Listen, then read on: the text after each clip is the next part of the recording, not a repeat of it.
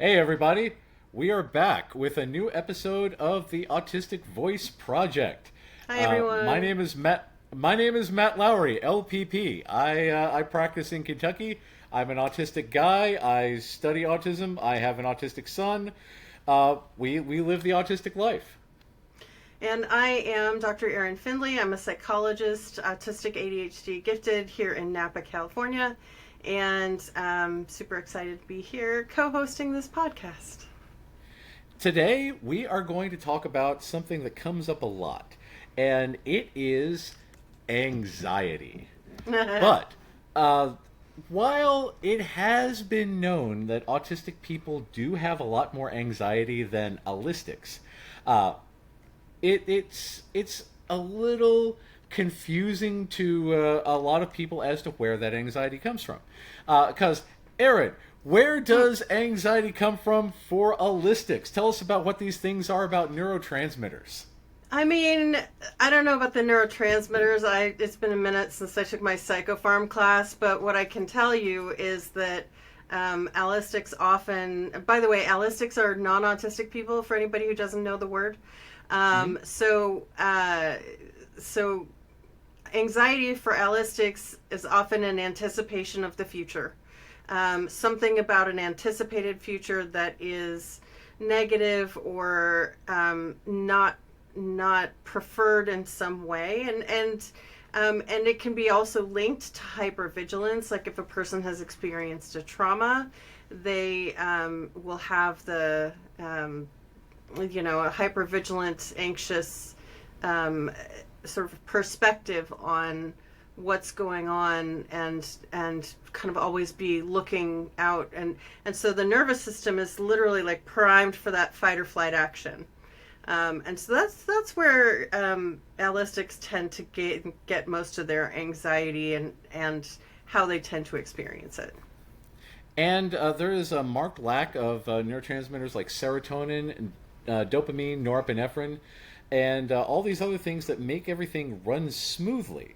Mm. And also, for definition, neurotypical people tend not to have distressing anxiety like that at all, because if you have chronic anxiety, that is a form of neurodivergence. Right. Fun But fact. for us, again, we have been studied for years, and I once worked in Louisville at a place, and I had a supervisor, and this supervisor, I did not come out to this supervisor because all of the ableism, right? So Mm-hmm. I was doing autism evaluations, and we often butted heads over the autism evaluations, and she decided she needed to supervise all of my reports because they were quote unquote bad. So, Ugh. for instance, I refused to do testing that had quote unquote theory of mind because a lot Oh of people god. believe that we can't take the perspective of other people. That's nonsense. She couldn't take my perspective, so here we are. Mm. But one of the big things was I would often diagnose both autism and anxiety, or autism and depression, or autism and anxiety and depression. And this person once called me into her office and said that my reports had problems because I can't diagnose anxiety and autism, or depression and autism, because all What? autistic people are anxious and depressed all the time anyway. And I was like, yes, it's because of you. So, What? uh, What? What? I'm yeah, sorry. yeah, What? yes, and this Ugh. woman was a doctor. Yikes. Yeah, uh, yeah. So many bad Well, evaluations out there. So many yeah. bad ones. So once again, Sorry. I've mentioned this several times on the other podcast. I feel really, really bad at the garbage I was forced to write. So Yeah. if at any point I've given you a bad report, I'll give you a discount for redoing it because I apologize for the garbage. So, yeah, I have the freedom to do things better now. But that's the thing about the anxiety, because we autistic people tend to be bottom up processors. Hmm. We tend to take in a lot more data than neurotypical people. Research shows that we take up to 42% more information at rest. And we've got brain scans that shows all of our neurons lighting up in different areas and all kinds of neat stuff.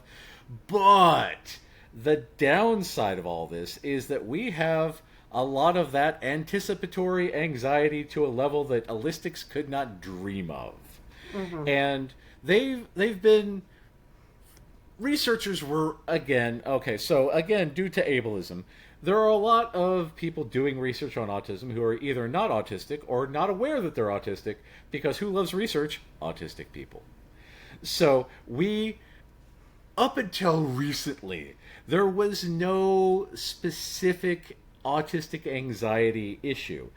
Until a few years ago, the Japanese discovered a thing that they called predictive validity, where we essentially run full simulations inside our heads.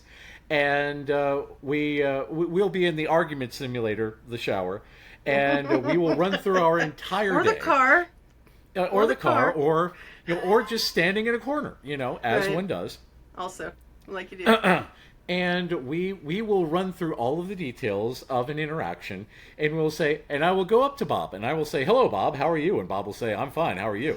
And I will say a funny anecdote to be determined, and then we will both chuckle for a bit, and then I will ask about Bob's Aunt Martha, and Aunt Martha is probably still alive. If not, make a note to self. And we use this whole thing to plan out our interactions, and we plan out how the day is going to go, and we plan out what we're going to eat, how it's going to taste, and then when things do not go according to the plan, in bold italics TM, we have issues. Yeah. So again, the Japanese found out that this was predictive validity. Further autism research in the U.S. calls this, quote unquote, distinct anxiety, which is the worst name ever, because distinct from what? Distinct from normal people's anxiety, obviously. Exactly. So this is the thing. A friend of mine who is an admin of our group, Autistic Connections, on Facebook. Her name is Kat Flora. She is a psych student. She was on the old podcast. She will be on the new podcast. She will be here and joining us at some point, probably to talk about predictive validity. Anyway, the label that she gave it is expectation sensitivity dysphoria, because it is all about our expectations and how we plan things are going to go. And when the discrepancy from what is planned versus what actually happens is big enough, it can cause full-on meltdown. Daily stuff can add up over the course of a day, over the course of a week, over the course of a lifetime. Oh man, what's the Friends theme song? Life never told. No one ever told you life is going to be this way. Be this way. Clap, clap, Yeah. clap, clap. Yeah. Right. Or you're driving in a beautiful car with a beautiful house and a beautiful wife, and you wonder, how did I get here? Because we need to work on expectation. And I find this a lot with my son, that we have to build buffer zones into the expectation, because then the buffer zone is expected. There is an expected of variance. Me, as a therapist, my day is pretty much scheduled chaos, because I schedule this person will be at this time, this person will be at this time, this person will be at this time. What's going on with this person? Who knows? There may have been a yak attack. Who's going with this person? Fires. Always fires. So I am able to handle the variation in my life by controlling a lot of the other variables. I'm sitting here in a nice chair. Yes. The other thing too, though, is like when we set up a time to be unpredictable, we like when we plan that's an unpredictable window, we have generally more ability to cope with that being unpredictable. Like, if I'm doing something and I know that we're going on a vacation, and on that vacation we're going to do some stuff and we're kind of going to play it by ear, then if I go into the vacation with that expectation, then as I'm flexing to meet the the ebb and flow of the vacation, I'm generally okay. The thing that people don't often, and the thing that allistic people don't often recognize, and sometimes autistic people too, is that there's a cost to that, right? Yes, tell us about that. When you're choosing to be flexible, right? Like when you're choosing to go, when we as autistic people, I should say, are choosing to go into a scenario with the expectation of needing to be flexible, it costs double the spoons. Now, for those of you who don't know spoon theory, I'm going to encourage you to Google it. It was originally written by Christine Miserandino to help her explain chronic illness to a friend.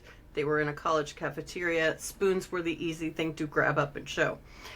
But spoons roughly translate into resources. You could also call them hit points. You could also call them, I like hit points because I grew up with the Pokemon. And right? you So start you off go. with a certain amount of hit points, and you either make it back to a Poke Center to recharge, or you Right. faint. And we don't always get the same number of spoons every day, especially for those of us with chronic illness in addition to Yes. being autistic. We often have unpredictable numbers of spoons each day. So I don't know that I'm going to have enough spoons tomorrow to do the thing that I am planning to do unless I make a deliberate effort to save up some spoons today. And if you're constantly operating at a deficit by being flexible, instead of being able to relax into that predictability, you're going to get, that's a fast track to burnout. Yes. It's one of the reasons why when I do trainings, I always plan a day of recovery afterwards. Yeah. Because I know I'm going to be blown out. I love doing trainings. I love offering information to people, and I know it costs me. So I save up, I do the thing, and then I plan a day of rest so that then when I have to go back to my regular duties, I actually have more spoons back in my bank. Anyways, Go ahead, Matt. The unknown physically, emotionally, mentally hurts us. Yes. And this is the reason why, again, one of the most autistic movies ever made is 1989's Tim Burton's Batman. Because Tim Burton is openly autistic. And when he was making the movie of Batman, he pitched this to Michael Keaton, and Michael Keaton says, "Oh, I like this. He's a weirdo. I like playing the weirdo. Let's do this." And so Tim Burton talked with Sam Hamm, and they reworked Batman a wee bit so that Batman was a recluse who lives in his basement, and his butler throws parties for him because he doesn't want to be around the people. And he kind of waits around until chaos shows up. And Joker is the representation of chaos. Joker is pure chaos. He doesn't have a mental disorder. He is just chaos. And they changed Batman's origin from a random burglar killing Batman's parents to Joker, the embodiment of chaos, killing Batman's parents. So therefore, Batman becomes the embodiment of order. So order versus chaos. And Tim Burton, as an autistic man, had to deal with John Peters, who was also the living embodiment of chaos. If you want to learn more about that, check out the history of the Wild Wild West, because, oh my God. But that's the thing. We do not deal well with the chaos. No. On the vacations, I went to Disney World, and my ex said, "Yes, my mother will go to a Disney bus and just go to whichever bus appears first." And each of these buses goes to a different park. You don't know which bus is going to appear at what time. She very much enjoyed the chaos. She would say, there "Hey, are come some over people for." who thrive on it. We call these people ADHD. I know. Yeah. Yeah. So this is the thing about a cross-neurotype relationship, meaning that if one person is autistic and the other person is ADHD, one person might really, really thrive on order, whereas the other person thrives on a very big lack of structure. So one is a rock and the other is a chaos goblin. What is up with that? How do you get a common ground between those? Well, working with mixed neurotype couples is one of my specialties. And so I hear. Right? And it's really important for people to understand their own brain style when they're in a mixed neurotype couple. I actually think it's important for everybody to understand their own brain style. And when I say brain, I don't just mean the organ up here. I actually mean your whole like nervous system, your entire sensorium. That like none of us got a user's guide, and wouldn't it have been nice if we had gotten one, right? Anyways, that's why I went into psychology. Right. Well, and actually, I'm actually building something like that. So stay tuned. It's a way for people to start to understand their own neurotype from the inside out. It's not a therapy tool. It's a self-reflection tool. Anyways, but I'm going to come back to that at another time. But anyways, with mixed neurotype couples, sometimes the thing they need most is someone to sit there and talk to them about, how does your brain do this? Right? Like I had a conversation with one of my couples not too long ago where I asked them how they experienced the flow of time. Ooh, right? That's a good one. Right? Isn't that a great one? Because especially with ADHDers, and at least one of the member of the couple was diagnosed with ADHD, like there's can be a sense of now and not now, but sometimes time doesn't have any other orientation than that for ADHDers. Where I, as an ADHDer, which is a mixture of autistic and ADHD, for those who don't know, I tend to feel a flow of time almost all the time, except when I'm in those hyper-focus moments. Monotropic focus, you say? Yes, indeed. Monotropic focus. When you get sucked into the zone. Yeah, when I get sucked into the zone, and I'm going down that rabbit hole, and I'm just having the grandest time doing it, because, who doesn't, right? This when is they're the going way. down that rabbit hole. Those moments, like, I can completely lose track of time. I can also do the it's just one more thing until I'm 20 minutes late. I have learned to counteract that kind of manually with a manual override, but earlier on in my life that was a real problem. Anyways, so going back to couples work, like just the simple question of how do you each experience time? And what are your struggles with time, and what are your strengths with time? Right? That's alone, a big one.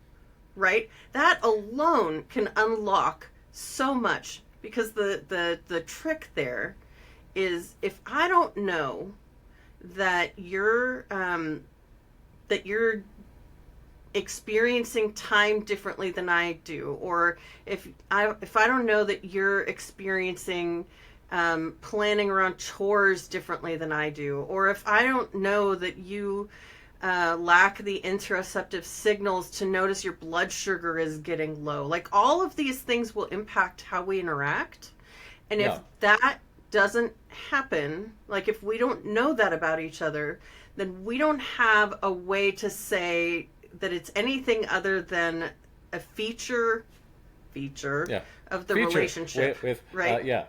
Hashtag feature quotation marks. Yes, exactly, big quotation marks. So if you and I are out of sync, and I don't know, like if we're in a couple and you're coming home late all the time, and you're an ADHDer, and I don't know that your flow of time is now or not now, right? Then when you come home late every night, I'm gonna start getting upset, thinking you don't care about me. But that is in fact not what's happening, right?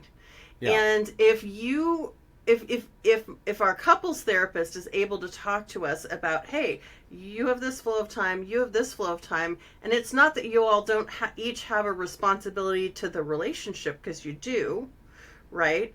But you each have difficulties to overcome. When that happens, now we've got to unpack what it is. And it's most of the time, it's not about the connection. It's not about the attachment. It's about an underlying neurotype difference that has not been named. And when that happens, different languages from different cultures. Right. Neurocultures. Tell us about that. Well, I mean, our Because that's a neat word. right, and I don't think I can take credit for coining it. I'm sure other people have used it, but it's the idea that you know, social cultures come from different beliefs and different ways of experiencing the world. Like within a group, it's clustered, right? You have groups of people who have similarities, and you have different, like, similar ways of looking at different aspects of life, like collectivism versus individualism, or you have Monochronic versus polychronic. right. You have different ways of processing the world that are shaped by language and by the way things have evolved in the culture in that area. And also, like, if you live in a multicultural area with a blend of influences, but also our brains influence language as much as language influences our brains, right? This is true. So again, the Inuit have many, many words for snow, whereas we are just right. uncultured swine. Right, exactly. So me in Napa, California, who has seen snow only when I visit it intentionally, right? I have one word for snow. Snow, sleet, ice, powder. I mean, like, okay, maybe like 4 or 5 different words related to water and weather, right? In Kentucky, we refer to it as the fluffy doom from above. The fluffy doom from above. Nice. Yes. We can't drive on it. It just causes people to freak out, and we have to buy up all the bread and milk immediately. Otherwise, the snow will get it. Okay. It's a weird culture. Yeah. People, we don't have a word for it because we don't have it enough.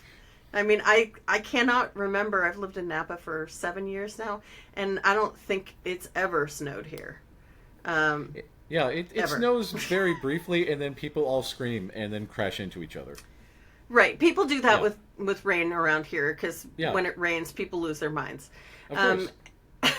Anyways, so our social environment affects our culture, but our nervous systems also affect our social environment and how we perceive things, which then shapes our culture.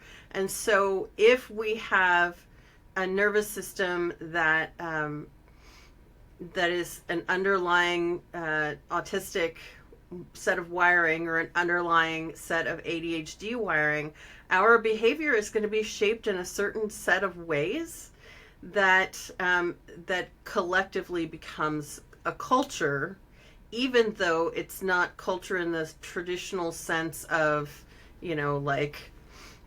Black culture or Italian culture or Chinese culture or what have you, right? Or deaf culture, because deaf culture with Or a deaf capital culture, D is a right? big one. And deaf culture is actually a great example of culture that's not ethnically or geographically bound, and yet still there are distinct and clearly identified cultural elements because of how deaf people experience the world, right? And I'm not an expert on deaf culture, but I can say enough to say that their culture, is, strongly influenced and shaped by their sensory experience of the world. Well, so is ours. And that's the thing, because a big point in deaf culture is cochlear implants, because there are some deaf people who would say, I would prefer to not be deaf. I would like this. And there are other people who say, I am proud to be deaf because we have this culture. We have this way of, interacting with the world.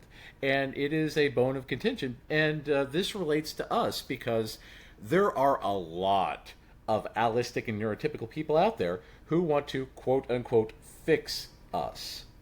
And when it comes to cross-neurotype relationships, we run into a thing called Cassandra's syndrome. Ugh. We on the old podcast, we had a few episodes that are considered lost media. One of these episodes was an interview with the quote-unquote relationship experts from Love on the Spectrum. Oh, I bet that was interesting. That's exactly the reaction. Yeah. There was a man and a woman. Oh, the woman dear. was delightful. The man made the woman go sit in the closet because she was too close to him. So we had the woman and I had a delightful conversation. She went to Bardstown one time, stayed at the Jailer's Inn, got to see a demon, as one does in Bardstown because we have a demon in the Jailer's Inn. A demon, yes. It's a long story about Bardstown and how the ghosts and the demons there. But she got to see the demon, and we had a delightful conversation. But the guy, he was very adamant about, let's say, neurotypical supremacy. Oh. And I asked him Can we just say, about, blanket, that supremacy of any kind is shitty? Yes. We don't... We want... Can we just accept it as a given? Understanding. Yes. So we talked about how, he introduces people and how autistic people should date, and how autistic people, you should always get permission from your parents to date. And I was like, so what about adults? And it's like, well, adults have to live with their parents. And I'm like, I don't live with my parents and I'm autistic. What is up I with don't this? live with my parents and I'm autistic. And I asked him about, so what about sex? And he said, well, autistic people don't have sex. And Really? this is what got me to get our friend, Dr. Cade Sharp, on to talk about autistic kink. And we'll have him on the show in a few weeks. Probably in September when his schedule clears up, because he's a good friend of ours. We've known him for years. And I was his dissertation advisor. Oh, very nice. Yeah. That's right. So you know about this. You know that the autistic people have the sex. I do. Yeah. I've even, rumor has it that I might have even had some myself. Yeah, I had a child somehow, so, weird things. I'm sure it was the stork that brought the child. Exactly. But when I asked him about Cassandra syndrome, he did not know what that was. Oh, God. So tell us about Cassandra syndrome and why that is a bad thing for cross-neurotype couples. Okay. I'm going to need to slow down a little bit here because I'm going to put my words... This is me being completely autistic. I'm not trying to be careful with my words, but I don't think in words. So I need... Ooh, that's interesting. Yeah, right? Fun. So I don't think in words. I think in abstract concepts. And so sometimes when I'm trying to explain something that's more complex, I will need to pause and not be interrupted to put my concept, to map my concept accurately to words, because precision is important to me. So it's not because I'm trying to be right. Yeah, it's not because I'm trying to be delicate. Pedantic. Yeah. Yeah, well, they can. They can. But this is probably a good time to take a break because because we are at the half-hour mark and our new podcast is a half hour. So unfortunately for you listeners, what may seem like minutes for us might be an entire week for you. But, and we're sorry, but also that said, please come back and join us next week for the mystery of Cassandra syndrome and how the idea that ambiguous concepts might only have crystalline form once shot out our mouth holes. Because that is a big way that we work. So we will see you next week. Have a good one, and tune in for more autistic anxiety, cross-neurotype relationships, and the mystery of Cassandra syndrome.